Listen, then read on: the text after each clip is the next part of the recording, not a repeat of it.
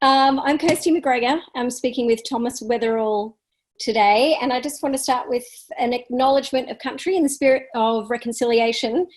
The Casting Guild of Australia would like to acknowledge the traditional custodians of country throughout Australia and their connections to land, sea and community. We pay our respects to their elders past and present and extend that respect to all Aboriginal and Torres Strait Islander peoples today.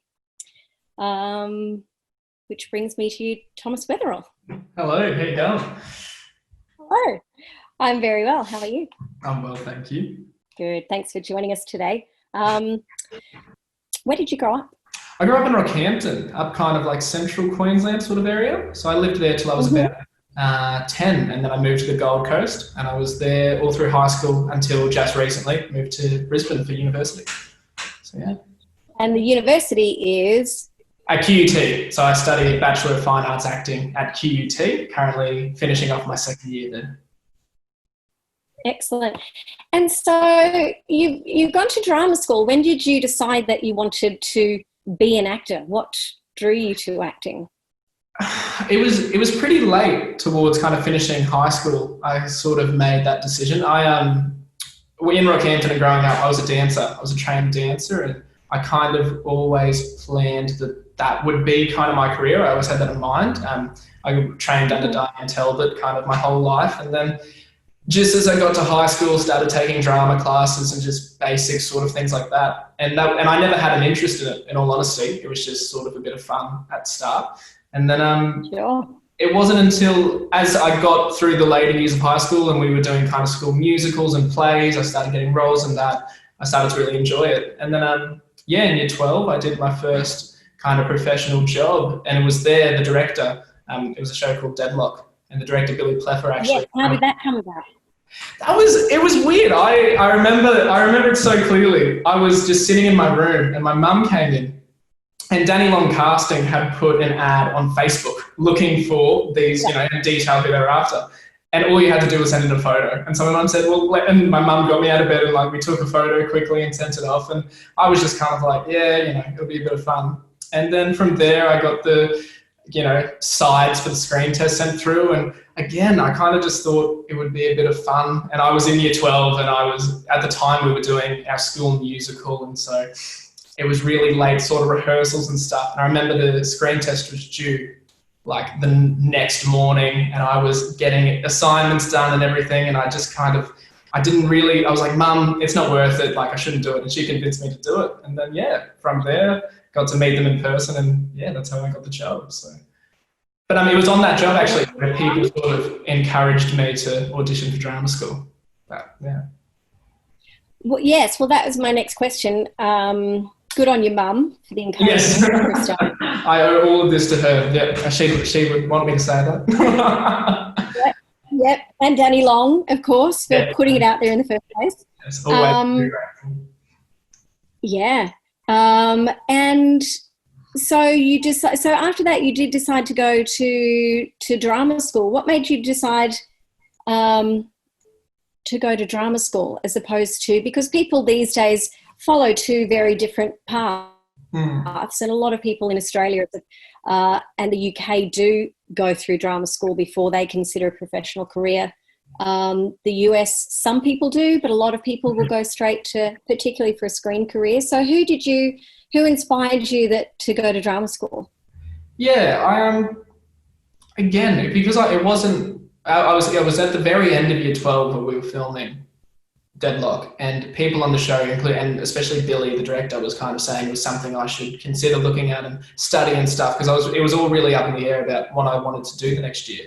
And I actually did take the year off. So I had a year out of high school that I didn't go to uni or anything like that. I just worked, earned a bit of money. And I was auditioning at the time. I booked an agent, I got signed with my agents at United at the end of Deadlock. And so I had that kind of going into that gap year. And so, I had a few auditions and I did some of that stuff, but it was really that kind of year that I think, because I hadn't had a lot of training, I had no training really. It was just through drama classes and stuff, and kind of going up for the jobs I was going for. I just personally felt like there was a lot more knowledge to be gained in that kind of field. You know, I didn't really feel like I was prepared enough for it. So yeah, I auditioned that year, and it was really just, I don't know, the more I got to do auditions and the more kind of prospective jobs were out there, the more it really showed me how much I wanted to do it. And there was just a big part of me that felt I was missing a lot of knowledge and learning that I really wanted to kind of hone in on. But yeah, I mean, again, it was just, I had looked at a lot of actors that, kind of few actors that I saw, and I saw that there were some people that, were lucky and sort of went straight through into a career and didn't go to a drama school, and then there were others that did. But I think just there was something that I wanted, that kind of intense nature of 9 to 5, Monday to Friday acting, not just, for me it was selling shoes weekdays and then it was just doing an audition whenever it came up. So, I really wanted that kind of conservatory, I guess, intense training that they give you there.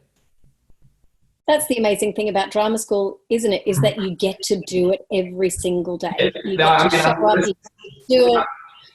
Unless you've got a job that, you've got a year contract or something with a series or something, how rare that is, it's the only opportunity you really get, especially while you're, in your 20s and just finishing high school and stuff.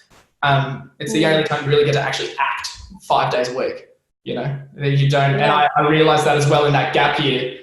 I wasn't acting all of a sudden. So then when an audition came up, I didn't feel like I was prepared, and you kind of feel like you're losing the rhythm a little bit. But yeah, it's kind of a absolute blessing. If nothing else, you kind of get the opportunity and all this equipment and resources to do what you love 5 days a week. So, well, that kind of leads me very neatly into the job that you've just been doing. Yes. So you were in second year at QUT, but you auditioned for RFDS, which shot in Broken Hill. Yes. Yeah. And obviously that, because I was the casting director on that show, so. Thank you, by the way. But I'm curious, before we even start talking about the show, but obviously this was cast earlier in the year, and the expectation was that you'd be going in April off to Broken Hill, and then of course COVID hit. So did you keep, did drama school keep going? Were you able to keep going to drama school? I imagine drama school was incredibly affected by COVID as well. How's it affected you this year? Yeah, I think it's an odd way to word it, but it was almost a blessing that both kind of both the project and drama school were affected by COVID at the same time, because it kind of, obviously, the uni was affected quite heavily by it, and because the course is such close contact and like intense hours, you're not able to do that in COVID. So everything was done by correspondence and Zoom meetings and different things. So although not ideal, for then when I went to Broken Hill for 3 months to film RFDS, I was able to do as much work as I was physically kind of capable of doing at the time, all by correspondence. So it kind of, because we got pushed. Fantastic. Yeah, so because we got pushed. So you were going even while you were filming? Yeah, I mean, and obviously there were some things that just became incredibly difficult to kind of keep up. And I mean, the university has been really understanding and helping me kind of make up credit points and different assessments now that I'm back as well. You can kind of, negotiating that. And there were some things obviously that the film work can give you advanced standing for and things like that. But oddly enough, the fact that the university was so affected by COVID actually sort of benefited my situation, in the sense that they were a bit more well equipped to deal with someone who was away and had to work by correspondence. So yeah, it was, as I probably wasn't as dedicated as a student as I needed to be during the time, but they were still very much able to offer me a lot of resources throughout. Well, and you're also getting a different kind of education, which is learning on the job. Yeah. What's something that you, like, you're being young, and this is sort of your second show, what's some advice that you'd give to somebody your age who doesn't have the experience of working, in a regular role or even a guest role on a television show? What have you learned that you'd like to pass on to others, whether or not be nervous about this or don't be nervous about this? Yeah. I don't know. It's so hard to kind of put that experience into one sort of, I don't know, I guess advice or anything like that. But I think the thing I've sort of really noticed, and drama schools helped me kind of form that, is that you really need to be, for lack of a better word, solid within yourself and kind of the ideas you have and the way you sort of approach your work and the kind of way you connect with your other actors and how you deal with the work privately and then on set and things like that. I just think if you can really kind of figure out, and to whatever extent it is for you, how you prepare, how you deal with the emotional stakes of a scene, like whatever it might be, if you really feel comfortable and kind of confident in a way in your own process, for lack of a better word, I think that that's a really easy way to just sort of kind of ease into the process, because, you know, it's especially for this show, I mean, the cast is amazing and the whole entire crew is a really phenomenal, you know, casting crew to work with, again, so early on in my career. So it can be quite intimidating to turn up to set and, you know, be working alongside Rob Collins and, you know, Steve Peacock and Justine Clark and, you know, these amazing people that you've watched on television. It can be a pretty scary thing. So I think to be able to, whether it is a particular way to work or whether it's just a way that, you know, you kind of feel comfortable, I guess a kind of little process you establish. I think it's a really easy way to kind of humanize that whole situation and feel at ease when you're doing the work, I guess. Yeah. Yeah, good. Excellent. Okay. If you tell me about an actor that you admire, someone that you'd like to work with and haven't. Like to work with? So that I'm not making you pick favourites. Gosh, like to work with but haven't. I mean, there's so many, obviously, but one person that always sticks out that I just, you know, each time I see them really, you know, kind of blows me away is Ben Mendelsohn. I've always been a huge Ben Mendelsohn fan. And I remember, I often will say that, you know, people kind of talk and people will ask kind of what's the film that made you want to act and stuff. And I remember watching Animal Kingdom, you know, when I was a teenager, and it was the first, and when I was just starting to get into acting in film and stuff. And it was the first time I really went, wow, like, you know, this is an Australian production, you know, these are Australian actors. Like, this is a really fantastic film. And, you know, I was really blown away by it. And I remember just watching him. And again, it was while I was really starting to notice actors and what they do. And it was just such a kind of performance that I hadn't seen before, or at least I hadn't paid a lot of attention to when I was watching films and kind of, you know, but I was really starting to pick it apart. And I think since then, you know, obviously after that film, I then searched all through his filmography and looked at everything, and, you know, even to the kind of newer work he's done with, I mean, even just Baby Teeth and that he's just finished and things like that. It's just, there's a kind of really intimidating force about him that I just think would be really fun to kind of go up against. But yeah. All right. So now that you've manifested that, you put that out there into the world, and so let's cut to in 2 years' time when you've worked with Ben Mendelsohn, and I'm interviewing Ben Mendelsohn. What would you like him to have said about you? I would love and his working experience with you. Well, hopefully it was a good experience. I hope that he had a decent experience while working with me. I would love, as I said, the thing that's always interested me about him is that intimidation level that I find there. And I would love if Ben Mendelsohn, of all people, sat back and went that he was intimidated by me on set. I feel like that kind of acting relationship, I feel like that would just be a dream come true. I could retire at the end of that kind of acknowledgement from him. But yeah, hopefully I'm organised and, you know, I know my lines and he's impressed with how I work. But I think it'd be a very nice thing to hear. He was slightly intimidated when working with me. What do you think your strengths are as an actor? I guess like most actors, I probably am very kind of self-critical and everything. But I think I think I really enjoy just sort of being in the moment and really kind of coming into a scene. I think my strength is that I do a lot of preparation beforehand, and I like to really know my lines and know my character and know the circumstances and, you know, all the things that are really necessary. But one thing I really love about acting, and I think that I do have a strength in, is kind of finding a way to abandon that once you're in the scene and once you're actually working through it, and kind of, you know, submitting a little bit to what the director wants and how they imagine the shot and what your other scene partner's giving you. And I think just being really sort of free in that moment and taking it from there and allowing whatever comes from that kind of to come from that, it's something that really excites me about acting. And I think, I think it's something I do have a bit of a strength in, being able to do all that work prior and then really kind of just letting yourself go to the moment and being free to explore kind of whatever comes at you. Great.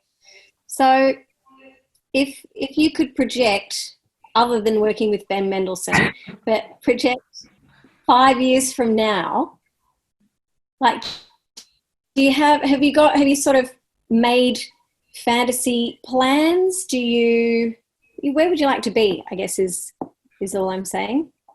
I think in 5, I'd really love to just sort of, to be continuing acting in 5 years would be a dream, but just to have kind of broken into a few more sort of areas, like both the jobs I've done so far have been on television, and I'd really love to sort of explore film and kind of just other mediums and theatre as well. I've always loved theatre, and that was kind of my first sort of introduction into acting, was watching plays and stuff with, high school. So it's something I've really been passionate about, to get on stage professionally and do that. But I also really like... Have you been a lot of... sorry, keep going. I'd really like to... the reason I kind of got interested in film and acting and everything was through a really kind of big dream to be a writer and kind of create my own work. So kind of, edging away at kind of making my writing debut right now and trying to do that sort of thing. So yeah, I'd really love to be, working kind of in a few different aspects as an actor, but also maybe kind of behind the scenes as a writer as well. Fantastic. So you've started writing. Have you written anything? I'm working on a play right now that I kind of slowly talking with some people about developing. Yeah, thank you. So, which is really exciting. That kind of came out of while I was away in Broken Hill. I kind of really knuckled down on that. It was kind of my distraction and sort of release from the job. So it's still very early days, but it's a really exciting prospect right now. Well, you would have got to work with Kate Mulvaney. Did you get to pick her brain at all? I picked her brain a little bit. I only got to see her very briefly, but she was lovely. It was a very sort of, again, that was another very intimidating moment to, at the time I had just finished, I was in my trailer and I had just finished writing something. I had this idea quickly. And as I opened the door, I walked out to, the coffee station, and immediately she's walked up and go, "Oh, hi, I'm Kate Mulvaney." And my world had just kind of did a little flip. But Ian Meadows, who was the writer on the show as well, he really kind of helped me out a lot with this process and sort of drafting out the script and the structure. And he really took me under his wing a little bit in that sense. And really kind of helped me realise there's a bit more of a reality to that situation than just a dream of being a writer. It's something I could, make a living out of, I guess. Well, absolutely, because he's an amazing actor as well. So, he's made that transition and hasn't given up either. And the same as Kate. Walk to him as both an actor and a writer. And the one I'm writing right now is a one-man show. And so he was, kind of how we navigate doing it as both a performer and a writer. And, he'd invite me over to his house and really break things down with me. So, yeah, it was a great kind of experience to even just have that besides the show itself. So on RFTS, it's an amazing creative team. I've, had the great fortune to work with them myself as well, led by Imogen Banks and Sarah Richardson and Ian. What's something that you would say other than the writing experience with Ian, but what else has been a takeaway for you from working on such a big show with such a great team of people? What's some highlights? I think, and I think it helped because we were all in Broken Hill for 3 months at a time, and obviously because of the COVID situation, it was really unfortunate that we couldn't see family and friends as often as we would like and stuff. But the kind of flip And side. I couldn't come over. Yes, exactly.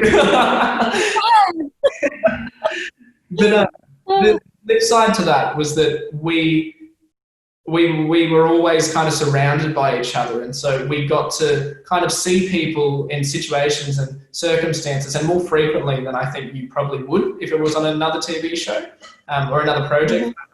So, you know, it was really nice that you could kind of just catch up with people and have lunch and kind of pick the brains of some of the directors and the writers and the producers of the show. And, you know, you really felt like there wasn't this hierarchical sort of structure, and it wasn't a scary thing to approach them. So yeah, it was nice because we were all in a similar sort of living situation and kind of arrangement, being stuck out there, you know, in this, which can be a very isolating place. It was really nice to be able to kind of pick their brains, and they all knew that I had a real interest in writing and kind of developing my work. And I think Ian really made that known to some of the producers and other people. So, but yeah, they were lovely about really talking through that kind of stuff and kind of how they work. And just, I think it's so valuable starting kind of out at this age to hear those kind of experiences from people that are so successful and, you know, have these great careers that they didn't always have those great careers, and, you know, how they kind of got their foot in the door and the jobs they worked before that, and, you know, how their first draft got picked up, or their, you know, what they did to set their pitch apart from the others in the grant application and things like that. It was really just a kind of full circle experience I was getting kind of acting masterclasses every day from my co-stars and these people that have made amazing careers. So that was, you know, amazing. And then outside of shoot days, I was hearing these amazing stories about, you know, these shows again that I've watched on TV and how the creatives behind them got them made and how long it took to get that pitch done and stuff. So yeah, it was a really sort of, it really opened my eyes up to kind of how the industry works. And I think you gain a much better understanding through that process. I think it's a kind of learning on the job that you can't get anywhere else. Yeah. And it's an interesting mix of actors as well, like loads of experienced actors, as you said, Rob Collins and Steve Peacock and Justine and Emma Hamilton, and also some first-timers as well, like, well, not first-timers, but relatively newcomers. Sophia Nolan, yep. You worked with alongside a lot. Which was another, I think that was really nice as well. I mean, Soph and I, you know, I love her. We became very great friends throughout the process, and our characters had a very, you know, strong relationship on the show and spent a lot of time together. But we lived next door to each other for the full 3 months, and so we became very close. And I mean, she's done some really great work, and she's done a lot more kind of work than I have at this point in her career. And it was nice to kind of be able to sort of be on the same level as someone kind of socially and at the same sort of points in our lives, but really see where kind of her career's taken her thus far. And I mean, she's a very talented actor. She's a very kind of a force to act alongside, but it was really nice to kind of get that kind of first-hand experience from her as well. And that was a great relationship to build throughout, kind of on and off screen. Yeah, you'll always have that as well. There's something about early relationships that you create. I remember from my early acting days, there's something about people that you work with when you're young, when it's a good relationship, and it's really special and something to be cherished. Yeah. I think it's lucky when you have something like that, because it really lends itself to the work, and it makes, you know, the work a lot easier when you've kind of got someone going through that same sort of situation and process as you are. But yeah. Yeah. And so back to school for you now, is that that what is? Back to school for now. We've kind of officially wrapped up for the year, but as I said, there's a few kind of assignments that I've got to finish up after being away. But I've got a few months off while there is kind of the uni break. So I'm going to try and knuckle down and get a bit more of this riding done, and hopefully just have a bit of time off to see some family and friends after being away for so long. But yeah, kind of set myself up to see where next year takes me. So Thomas, thank you very much for taking the time out to talk to me today. It's an honour. Have you ever been interviewed before? No, this is a very new game for me to be interviewed. Well, I've never done an interview before, so no, I don't think so. Not that I can remember. To be your first. I feel very, very privileged to be your first. Thank you so much for chatting to everyone. Everyone will be very excited to see what comes up next for you. And I'm going to say goodbye and have a wonderful Christmas.